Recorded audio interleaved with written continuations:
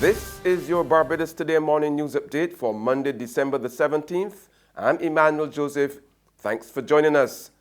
Topping the news at this hour, public service vehicle owners are warning drivers and conductors that permits will be withdrawn after 2 traffic violations effective January 2nd next year. Public Relations and Marketing Officer with the Alliance Owners of Public Transport, Mark Haynes, says his organization will also be relentless in supporting government's new measures which go into force at the same time to block operators from entering the river bus terminal who are not wearing the approved uniform.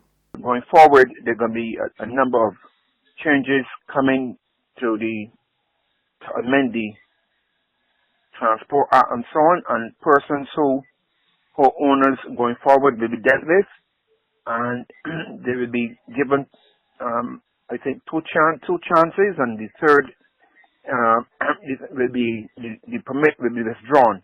Haynes also told Barbados Today last night that from early next year, drivers and conductors who are fired by one owner for any kind of infraction will no longer be able to find employment with another. He said a command center is being established that will be fed with information gleaned from global positioning systems or GPS devices placed in minibuses and ZRs.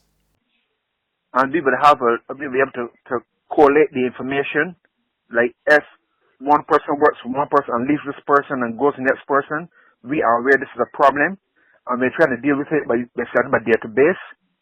And we will have a profile on the workers, so that if you were to leave one employer or whatever happens, and you try to go to the next, you may be blocked. So you wouldn't just get through because we have a profile on the workers.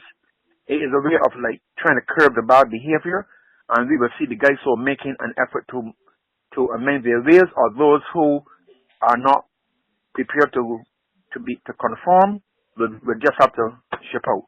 In other news now, the Barbados Water Authority has started work on replacing the community tanks in the water-scarce districts of the island.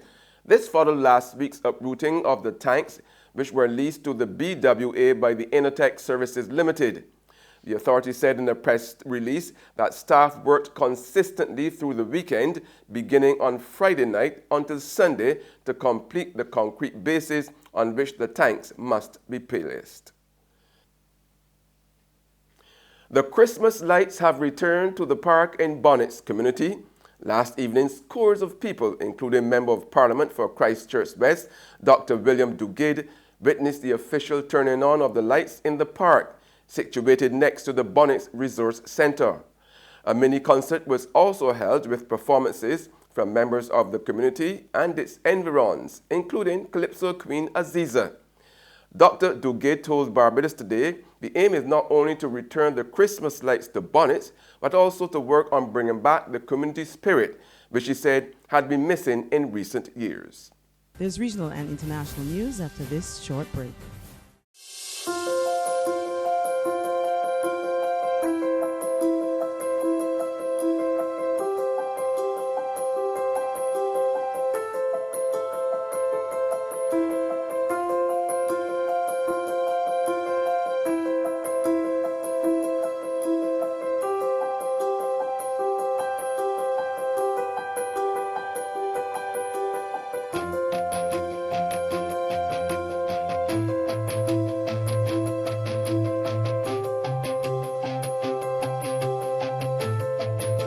Barbados Today, news you can trust.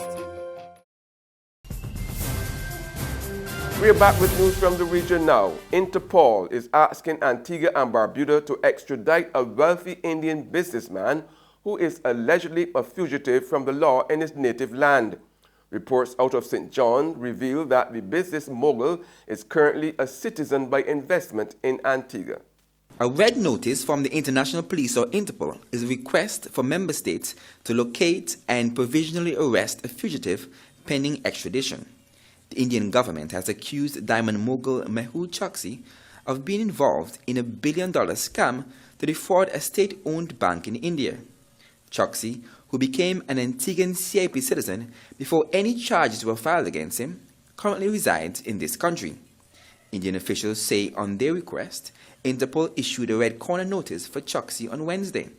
The notice has not been made public on the Interpol's website, but Indian media says they've acquired a document that was reportedly sent to law enforcers of all Interpol member countries. Attorney General the Honorable Savoy Benjamin says the notice is yet to reach his desk.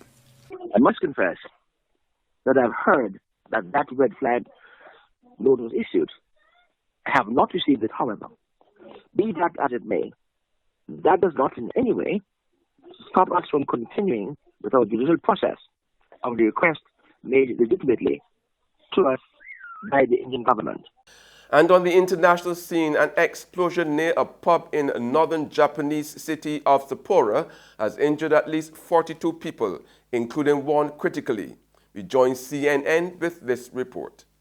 A fire that followed caused one building to collapse. Witnesses reported smelling gas afterward, but a gas leak has not been confirmed. It happened at about 8:30 Sunday night and was so powerful it shattered the windows across the street. Firefighters could be seen spraying water on the flames. Officials say the number of injuries could go up. And that's news. But for the very latest, visit our website at www.barbadostoday.bb. You can also subscribe to our e-paper, email updates, or like us on Facebook, and sign up for our breaking news alerts via WhatsApp. We are also on Izumi Media in bus terminals, as well as screenplay at supermarkets and gas stations near you. Now you can also hear us on Mix 96.9 FM and Capital Media HD 99.3 FM. I'm Emmanuel Joseph. Have a fantastic day.